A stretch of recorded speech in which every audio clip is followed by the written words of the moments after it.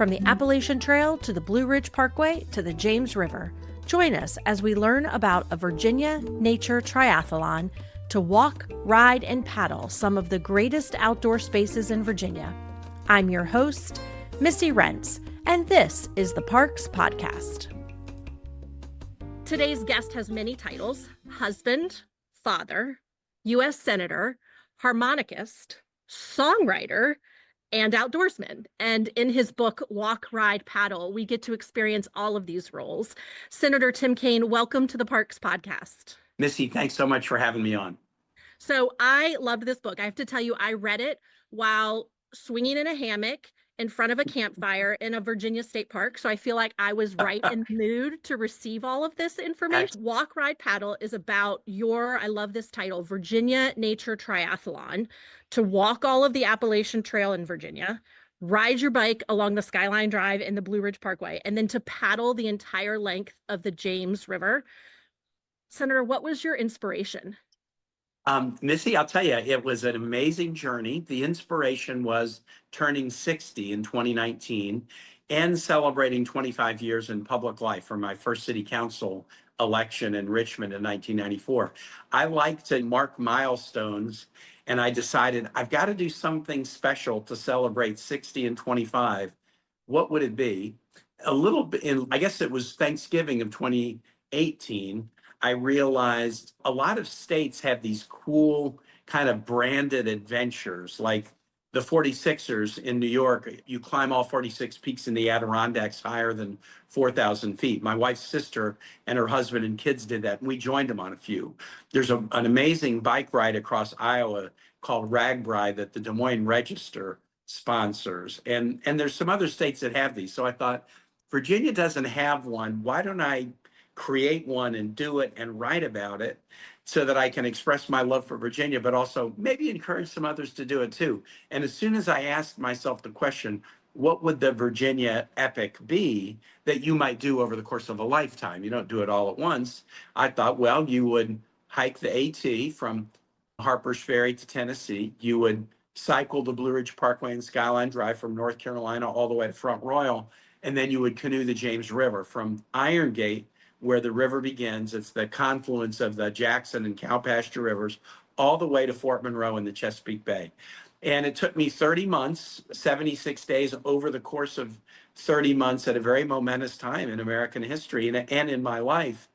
But it was truly an amazing journey. And I've had so much fun talking about it with Virginians and hearing their own stories about their outdoor adventures. I'm sure like those memories that you made during those 30 months keep popping up day to day. Are there any key moments that continue to remind you about that trip? All the time. You know, you're a state parks expert, and I had a lot of great memories in state parks. Stayed in Grayson Highlands State Park, hiked through Grayson Highlands. But on the river, I camped riverside in James River State Park, which is up kind of near Route 60, where Route 60 crosses up in Amherst County. And then I also camped riverside at Powhatan State Park. And both of these state parks have canoe-in campsites where you can access them without a vehicle. Just come down the river, pull your canoe over, and there's campsites there. And so since we're talking about state parks today, and the James River is right behind me. It's in flood stage right now. I live right on the James on Browns Island in Richmond. Those memories of camping right on the James River in these beautiful state parks were really fun. Not only the people I was with at the James River State Park, I was camping with my wife. At Powhatan State Park, I was camping with some neighbors, but also the folks that show up in the campground that you don't know, but pretty quickly you get to be friends with. Absolutely. So you started to kind of dream of this adventure in 2018, and between 2018 and 2021, when you finished it, a lot changed in the world. I'm sure when you thought about it in 2018, you had no idea what you were going to go through. You know, there was COVID, certainly political turmoil, a very Yes. divided country. So what role did nature in the parks play in how you were able to then navigate all of the challenges that were going on in the world? Now, Missy, you're right. When I started, I took my first step at Harper's Ferry in May of 2019, and I pulled my boat out of the water at Fort Monroe in October of 2021. And between that time period, COVID, and I got COVID, and I got long COVID, which I'm still dealing with a mild form of it. a contested presidential election, George Floyd protests, the attack on the Capitol on January 6th, and just so much was going on in the world. And it turned out that never in my life until now could I have done this trip.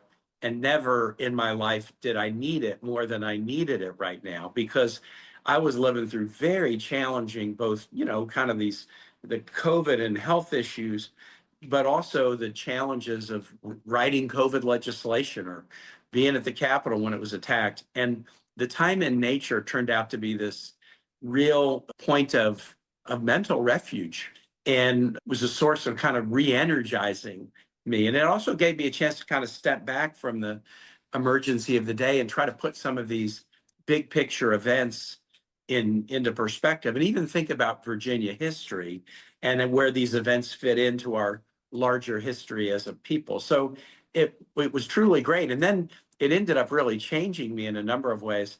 I haven't been back in the Senate gym since I took my first step on the Appalachian Trail. And I used to go to the gym a couple times a week. But what I realized is I like to exercise outdoors. And rather than be in a gym with Fox News on one TV and MSNBC on the other, and surrounded by colleagues and kind of pressed in by work, now I just have gear that is sufficient for all seasons, and I do my exercising outside. And I'll tell you what, the exercise is just as good, if not better, but the mental part of the exercise is actually far better than exercising in the gym. So it really has changed the way I approach my daily life. I agree. And you reference it in the book, the times where not having connection with your cell phone and how freeing that was, and that sort of carried with you after. Indeed. Yeah, that was, I would basically had a cell phone with me in case of emergencies and to check emails at lunch and at the end of the day. But otherwise, I would keep it in a waterproof dry bag inside either in the backpack or in a dry bag in the canoe. And to be no headphones, no music, except for my harmonica that I would carry with me and play at the end of the day, and listen to birds and listen to the sound of the river and the conversation of passersby. You're right. I'm still not as good as I wish I was about being disconnected from electronics, but the hike and the adventures really helped me not be so wedded to my cell phone. Yeah, they do. And one of the things you mentioned, I think not having connection helps with this, is the community that's created. You referenced in there that the AT is a community, but you also spent a lot of time visiting towns and trails, and then you brought your community with you because on the Indeed. trip you invited so many people to join you. Yes. So on the invited community, the hike was mostly by myself. 2/3 of it, 42 days, I was solo. But the bike trip was the reprise of a bike trip I had done with a bunch of law school buddies 25 years ago in Iowa, that Des Moines trip I told you about. And then on the canoe trip, almost every day I had someone with me. My wife Ann did a third of the river with me, my kids, my Richmond neighbors, my law school buddies. I interacted with tribal leaders for tribes that have land on the James, the Chickahominy and the Monacan, environmental leaders like the James River Association who could talk to me about the James. So I had this invited community, but you're right, the community that really impressed me was just how on the Appalachian Trail, what a community has grown up around that trail. The hikers, the trail maintainers, the clubs that sponsor hikes on occasion, the shuttle drivers, the trailside towns, Front Royal, Waynesboro, Roanoke, Marion, certainly Damascus. Trail Days is this weekend, so you got to mention Damascus. But the communities that have really kind of adjusted their life around these natural assets and that become real havens of welcome when you need a shower and you want to have a cold Dr. Pepper instead of lukewarm Yeah. water and you get to a town. I mean, you're so excited. Yeah. They're great places. I feel like you could have a meal guide or like a restaurant guide based off of where you went on your trip. But the one story that really struck me was Nanny on your paddle trip. Yes. Maybe you could share just briefly about Nanny. I'm going to. Nanny is the owner and operator of a B&B called North Bend Plantation in Charles City County. And so as I was canoeing, Charles City, if you're not familiar with it, it's downstream on the James from Richmond. It is a small rural county, not far from Richmond. You can get there in a half hour easy. It's where a lot of the plantations were built in the years right after the establishment of the Jamestown Island settlement in the 1600s. I was canoeing down the river and I didn't have a place to stay And I just decided, I wonder if any of these plantations will let you stay. I visited them before, but could you stay? So I started to call, and nobody was answering the phone. Called one day. Now it's the day that I need a place to stay that night. And I pull over at a river center down in Charles City, and I start to call through. And maybe the third place I called was North Bend Plantation. Woman answers the phone. Hello, North Bend Plantation. I said, hey, I'm looking for a place to stay tonight. Do you have a room? And she said, let me look at the book. And I could hear the pages turning. And she goes, yes, I think we've got a couple of vacancies. And so I said, fine, I'll be there. Well, I show up looking like a river rat, a swimsuit and a t-shirt and a baseball hat into this plantation home. And the woman who comes out, she says, my name is Ridgely, but everybody calls me Nanny because I'm going to treat you like your grandmother while you are here. And she did. I stayed there 2 nights, and we had a really amazing, she eventually figured out who I was, but even if she hadn't, we would have had the same interaction, I suspect. And the land at North Bend Plantation was very historic. It was the place where the Union set up to build this massive pontoon bridge across the James to cross south on the James to eventually lay siege to Petersburg. But Nanny told me an amazing story about the history of slavery on that land. Not her family, but folks that her family had purchased from, the Minge family, had owned slaves in the 1800s. And the owner of the property, David, had decided to free his slaves, but he couldn't do it without violating Virginia law. So he surreptitiously took the slaves to Maryland to free them. But Nanny was married into another family from Charles City who had owned slaves in their background, her husband's family. Her husband's family was kind of connected to the Tylers that produced presidents. And Nanny, when she retired as a nurse at Eastern Virginia Hospital in Williamsburg, she was a psychiatric mental health nurse. She described driving around and feeling an emptiness and kind of like, I'm looking for a sign in my life. And she noticed a banner hanging on a sign that said Bible study Wednesday night. And she had passed by this corner a million times. It was very close to North Bend. But she saw the banner and she said, I was looking for a sign, so maybe that's my sign. So she went to this Bible study Wednesday night, and it was at a predominantly African-American parish, Baptist parish there. And she so loved the Bible study and the pastor and the congregation that she started attending regularly. Then she said to her husband, well, you need to go. Yeah, but we go to Westover Episcopal Church. Yeah, but they don't have a Wednesday night Bible study. So come with me Wednesday night. He started to go, and they became very close to this church. And the family talked, and one day they invited everyone at the church to come set up and worship on the grounds at North Bend on a particular Sunday, in which they did. But at the end of that service, Nanny and her husband and her kids stood up and surprised the congregation by saying, we want to ask you for forgiveness for the sin of slavery that has been practiced on this property. And it really surprised everyone. And so the pastor said to the congregation, well, church, we've been asked for forgiveness. What do you think? And the congregation very graciously to this family that was now their friend said, of course we forgive you. And then the pastor said, listen, how about those of us who have harbored any kind of resentment or hatred in our heart? Maybe we should ask for forgiveness. And they did, and it was a beautiful day. A few years later, her husband died, and he was buried at Westover Episcopal, as generations of his family had been. The sermon was preached by the pastor of the local Baptist church that they had stumbled across when Nanny was looking for a sign. It's important that we all look for those signs in our life. I don't know what it was that made me decide I want to do this nature journey. I was probably looking for something when I did it, even if I couldn't articulate it that way. And what I found was people like Nanny and so many other people who really have changed my life. I think that too. And I think sometimes, and this is what nature does for me, it helps me stop and listen for those Yes. signs and watch for those signs. And one of the things I appreciated and like got emotional throughout the book is that you did not shy away from sharing the ugly parts of our history. And Yeah. whether it was Nanny's story or was it Fort Monroe or Yes. all these places. And I appreciate it because inclusion is something that's so important to me. And I think, and you talk about inclusion as well of lots of different people, but I think that there's this perception from many, many, many years ago that the parks are only for certain people. And that's Yeah. not the case. And you are a huge advocate for that. I realized, Missy, that as I was on my journey, I did not see the diversity in the parks or along the trail or in the campgrounds that I wish I did. And I thought, well, we've made nature pretty accessible. Shenandoah National Park and state parks are pretty accessible. But while I would sometimes see diversity in the campgrounds, as soon as I get on the trails, I wouldn't.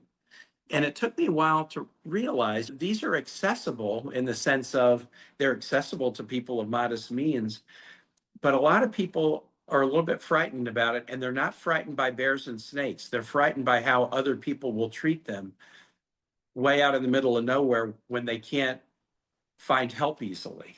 And that is one of the reasons why some of these nature spots are not diverse. It's not that people don't want to be outdoors, and it's not that people are more afraid of bears or snakes than I am. It's that they're afraid of how other people will treat them when they're far away from anyone else who might be able to lend them a hand.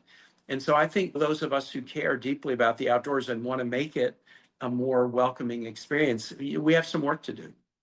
Yeah. And I think there's so much we can learn from the different cultures that when we go to parks and we don't have devices and we're not staring in, Yeah. it gives us the opportunity to be open and inviting. What do you think it is that we as outdoor people can do to make it more inviting? I think that a couple of things. Let's start with a success. I'm a big believer in fishing, and fishing is one of the most culturally universal experiences ever. My wife and I took a hike last Sunday. We walked down to Arncarroll Landing, which has its own painful history. It was the original site of like the slave dock where enslaved people would come into Richmond to be marched to Lumpkin's jail and be sold. Now it's a really common fishing place. And if you go on a nice day down on the James River, the Mayo Bridge, Arncarroll Landing, or over at Rockets Landing, people fishing are like a United Nations. You're going to hear every language. You're going to see people from every country. Everyone fishes all around the world. And if you go up to like Pony Pasture Park in Richmond, you're going to see a real diverse group of users. So there are some things like fishing that are truly universal. So you can start maybe by emphasizing some of those things. But the other thing is we got to get young people. If you get a young person hooked on being outdoors, they're going to be a steward of the outdoors for their entire life. That was the case for me with scouting. My parents were, they liked to go on picnics, but they weren't campers. That was not the thing. I got into camping through the Boy Scouts when I was in early middle school, and I got completely hooked on it. And then I convinced my parents, we got to buy a tent. We got to camp as a family. My parents got into it. My brothers got into it.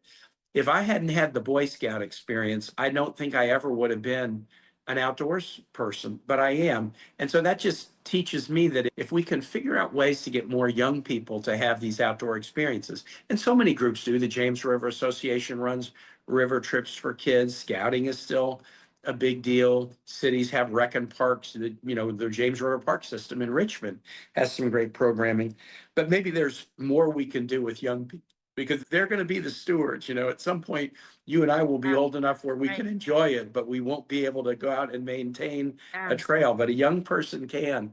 Let's get them outside more. And I think for the parents who did not grow up that way, there's things like junior ranger programs and whatnot. So the parks really help you teach your child how to enjoy. And that's why I'm really happy to be doing this podcast with you because your focus is people who are interested, but who maybe haven't had a lot of experience.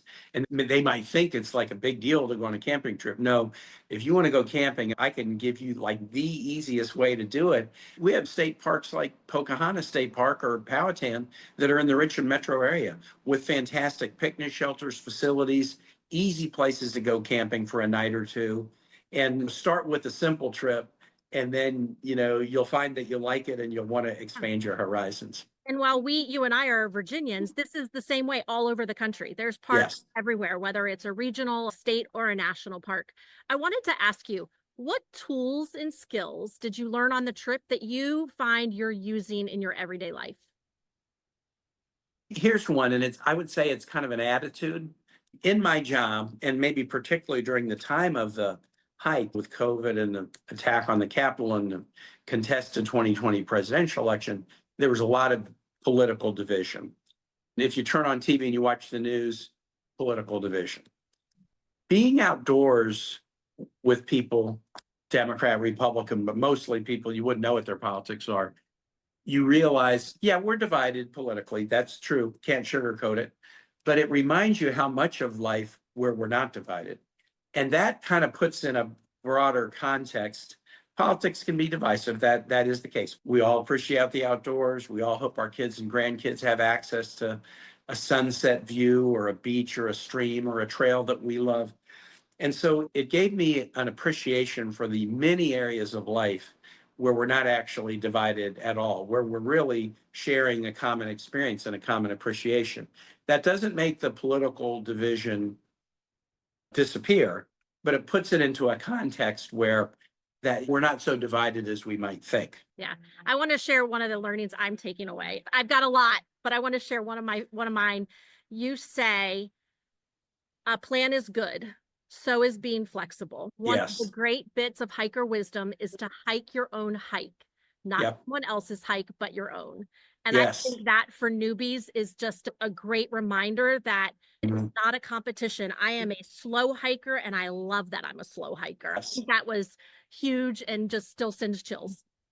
I realized that 2 or 3 days in, I was trying to make mileage to a certain place, but I got to a beautiful camping spot. And I'm like, okay, I could push myself, but this isn't a race. I'm not trying to set a speed record. This is a beautiful camping spot. And so I stopped early, and it was good that I did because it turned out bad storm hit later. I was in a great camping spot where I could stay dry. Had I gone on further, I might have gotten wet.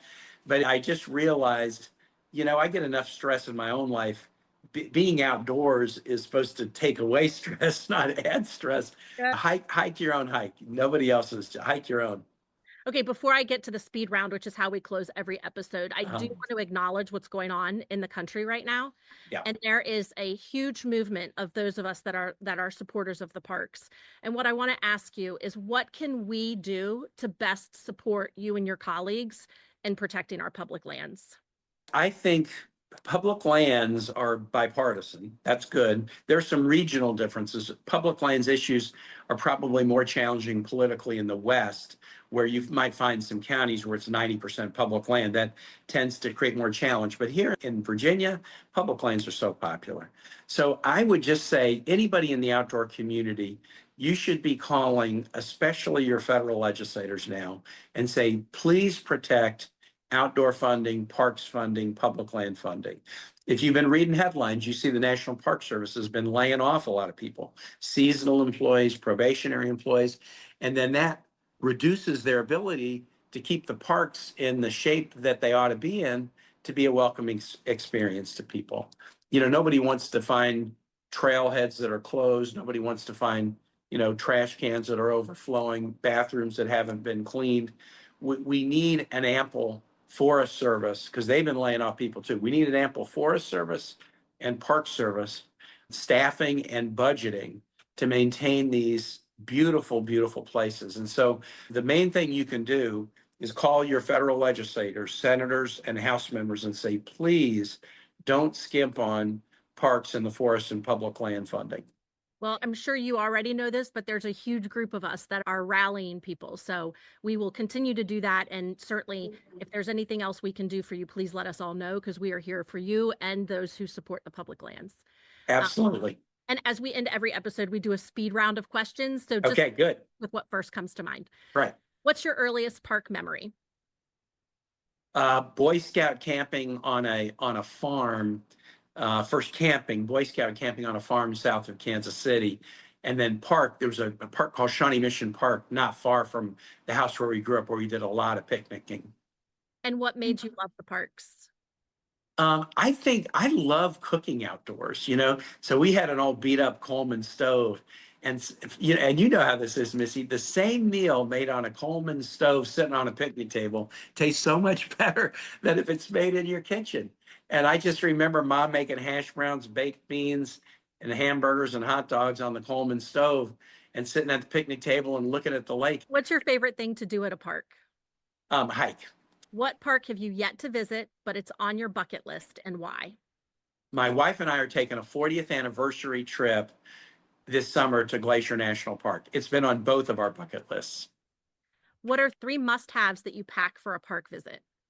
Harmonica. I love playing music around the campfire. Coffee. Got to have coffee. And then I do have a sleeping pad. I sleep in a tent and sleep on the ground, but I have a Nemo insulated sleeping pad that I used on the AT that was a true lifesaver. I love it. In fact, I sometimes inflate it and sleep on the floor at home. You know, if it's too hot and the bed feels hot, I'll get out the sleeping pad and sleep on the floor.